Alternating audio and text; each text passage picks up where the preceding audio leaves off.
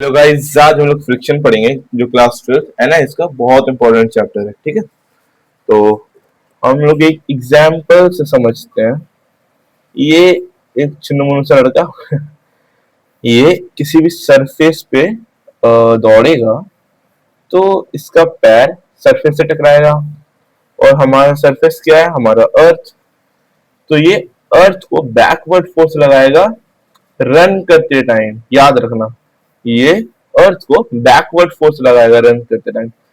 तो हमारा न्यूटन का थर्ड लॉ क्या था, याद है आपको? हाँ, आपको याद ही होगा। न्यूटन का थर्ड लॉ था every action has equal and opposite reaction, जो कि बहुत अच्छा लॉ है। एंड बहुत सारे एग्जांपल्स आते हैं इसमें, जो इसमें से एक एग्जांपल ये भी है, ठीक है। तो जो हमारा ये बच्चा है, अर्थ को बैकवर्ड फोर्स लगाएगा। और अर्थ अर्थ भी तो एक फोर्स है ना, अर्थ भी तो एक फोर्स लगाएगा ही लगाएगा। तो अर्थ इसको फ्रंटवर्ड फोर्स लगाएगा। तो every action has equal and opposite reaction, ये सीन हो गया।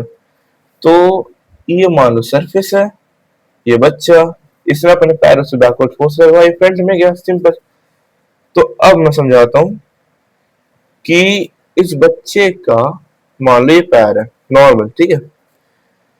इस पैर और इस अर्थ, इस सरफेस के बीच में एक कांटेक्ट हुआ, एक रबिंग हुआ, ठीक है। RBING, रबिंग, ठीक है। एक कांटेक्ट हुआ, एक रबिंग हुआ, जिसको हम लोग हिंदी में घर्षण भी बोलते हैं। हम लोग अगर चलते तो पैर घिसते हैं, ऐसे ऐसे होगा ना। तो ये सरफेस पे जो हम लोग ऐसे किए, घर्षण किए, ये मूवमेंट, इसको हम लोग बोलते हैं फ्रिक्शन। ओके, डबल आई हो गया, या फ्रिक्शन। बहुत सिंपल है, ठीक है। आई होप कि तुमको ये चीज समझ में आया होगा। Let's take one more example, ठीक है। तो चलो एक बहुत सिंपल सा एग्जांपल लेते हैं।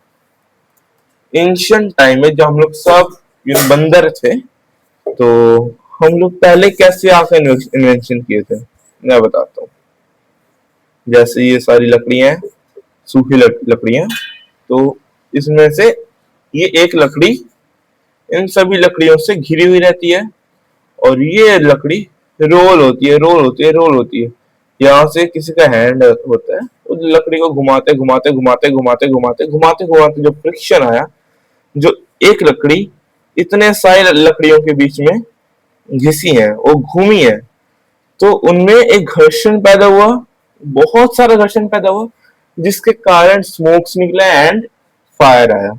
तो इसी चीज को हम लोग बोलते हैं फ्रिक्शन, किसी भी चीज में घर्षण लाना। तो फ्रिक्शन के बहुत सारे टाइप्स होते हैं। एक टाइप आज हम लोग समझेंगे रोलिंग फ्रिक्शन, ठीक है। ROLLING, rolling friction. Rolling friction क्या होता है वो मैं समझाता हूँ।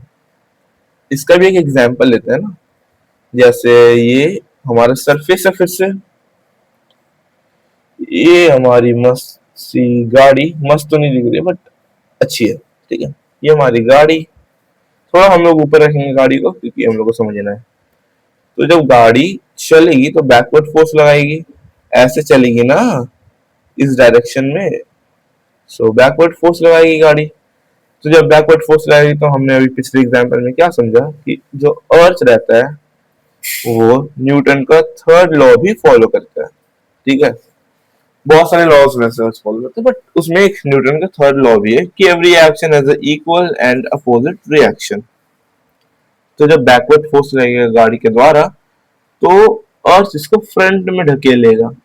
ओके, सो ये सबसे पहले हम लोग समझेंगे कि ये जो अर्थ का डायग्राम पहले बनाए तो क्या अर्थ ये है। हमारा गाड़ी ऐसे चला, ऐसे चला, मान लीजिए हमारा गाड़ी है, ठीक है। ये घुमा घुमा घुमा, तो हम लोग को पहले टायर का समझना पड़ेगा कि कैसे काम करते हैं। टायर है ये, टायर बैकवर्ड फोर्स लगाया, ले देखिए ऐसे टायर घूम रहे हैं, ठीक है। टायर रिवॉल्व हो रहे हैं मान लो, okay.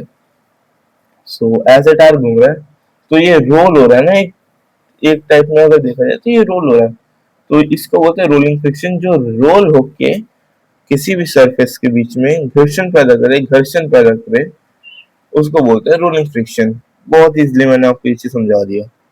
Let's take one more example of rolling friction. यहाँ पे कार है, यहाँ पे साइकिल डाल लो, यहाँ पे गियर्स डाल लो। जो गाड़ी में जी और गियर्स रहते हैं ना, gears, first gear, second gear, तो उनमें भी फ्रिक्शन आता है, उनमें भी ऐसी चीज रहता है। बहुत सारे बॉल्स रहेंगे ऐसे, ठीक है, वैसा सीन रहता है। और ये गुस्से में लाइक ये रोल होंगे। सो ये एक फोर्स पैदा करते हैं जिसको बोला जाता है फ्रिक्शन। ओके, बहुत सिंपली मैंने आपको एक चीज समझा दिया है। तो चलो और बच्चों, आज हम लोग एक और चीज देखते हैं, लाइक इसका डेफिनेशन एंड रोलिंग फ्रिक्शन का डेफिनेशन, ठीक है। तो डेफिनेशन क्या है फ्रिक्शन का?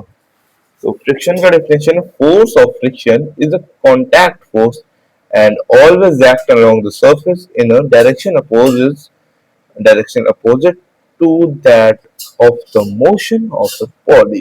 ठीक है, इसका मैं मतलब समझा देता हूँ। एक फोर्स, फ्रिक्शन एक फोर्स है, ठीक है, जो कांटेक्ट करता है सरफेस में, ठीक है, और opposite to the motion of the body. किसी अपोजिट फोर्स लगाता है बॉडी कॉन्टैक्ट सरफेस पे। मतलब कि यहां से देखते हैं, आप चलते हो तो आप अपोजिट फोर्स लगाते हो अर्थ के सरफेस से। तो यही थर्ड लॉ ऑफ मोशन है, जो बोलते हैं every action has equal and opposite reaction. ठीक है, अब रोलिंग फ्रिक्शन का, the resistive force that shows down or opposes the motion of an object as it roll over the surface।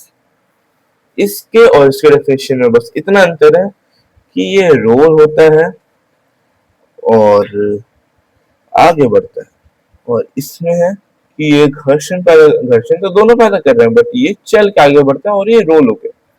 और common part in दोनों के definition में है कि ये दोनों फ्रिक्शन निकाल रहे हैं अपोजिट डायरेक्शन में। जो थर्ड लॉ ऑफ मोशन है, अपोजिट डायरेक्शन में फोर्स लगाते हैं तो ये आगे बढ़ते हैं। तो every action is has equal and opposite reaction, इसी को बोलते हैं। तो आज की क्लास फिनिश होती है। अगले क्लास में तुम सब ये सब पढ़ के आना, और आई होप कि तुम लोग कॉपी पेन लेके बैठे हो, ये सब लिखोगे। सो अगले क्लास में हम लोग बनाएंगे न्यूमेरिकल्स फ्रिक्शन का, ठीक है। तो थैंक यू आज इस वीडियो को अरेंज करने के लिए।